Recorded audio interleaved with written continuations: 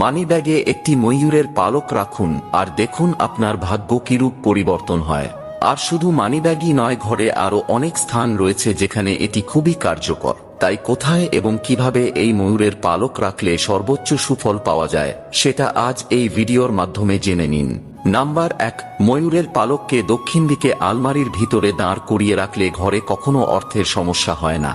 Number 2, বাচ্চাদের বইয়ে বা পড়াশোনা করার জায়গায় ময়ূরের পালক রাখলে স্মৃতিশক্তি বৃদ্ধি পায় এবং পড়াশোনায় আগ্রহ আসে। নাম্বার 3, ঘরের উত্তর পূর্ব দেওয়ালে ময়ূরের পালক রাখলে রাহু দোষ থেকে মুক্তি পাওয়া যায়।